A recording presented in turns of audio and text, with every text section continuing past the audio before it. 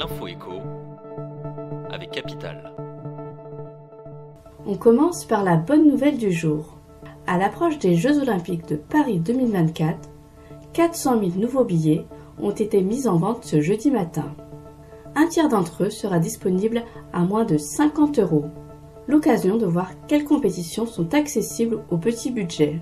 Pour seulement 24 €, il est possible de voir des matchs de premier tour avec les têtes d'affiche du tennis mondial, Rafael Nadal ou Novak Djokovic. Avec près de 24 000 billets disponibles, c'est donc l'option rêvée pour les amateurs de tennis. Les fans de natation, quant à eux, pourront assister aux séries du 50 mètres nage libre avec des sportifs de renom comme Florent Manodou.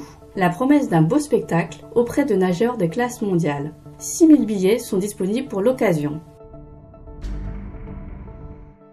On poursuit avec le chiffre du jour, 80. Vous envisagez d'acquérir un bien dans une grande ville? Pensez à demander une augmentation à votre patron. L'entreprise HelloSafe a calculé le salaire nécessaire pour décrocher un crédit sur 25 ans, au taux de 4,4% et sans apport, permettant d'acquérir un appartement de 80 mètres carrés, et ce, dans les 50 plus grandes villes françaises.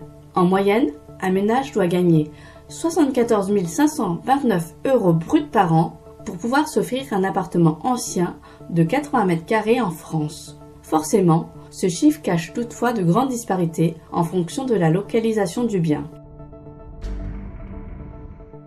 On enchaîne avec la polémique du jour. Le stage de seconde en entreprise. Une fausse bonne idée? Fini de bailler aux corneilles avant les grandes vacances. Le ministre de l'Éducation nationale a détaillé, ce jeudi, ce futur stage de fin de seconde, obligatoire à partir de juin prochain. Mais comment diable les entreprises vont-elles s'y prendre pour accueillir ces 550 000 élèves, en plus des bacs pro qui les solliciteront à la même période? Cela nécessitera de mobiliser du temps, de l'énergie, du personnel, reconnaît auprès de Capital Stéphane Hett, vice-président de la CPME, Confédération des petites et moyennes entreprises, en charge de la formation. Surtout qu'avec les difficultés de recrutement qu'elles rencontrent, certaines entreprises sont en sous-effectif, ajoute-t-il.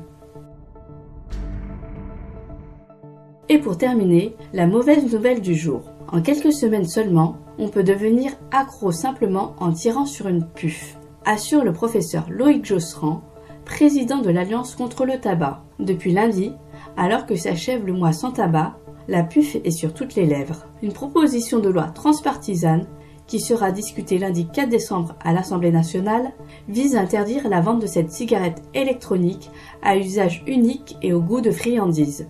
Un produit décrit par le professeur Josserand comme une porte d'entrée pour les plus jeunes vers l'addiction à la nicotine. Il est en effet difficile pour lui de croire qu'un jeune ayant commencé à fumer la puff, goût tagada, continue une fois adulte à fumer la même chose. Il basculera tôt ou tard vers une vraie cigarette. C'était l'info écho avec Capital.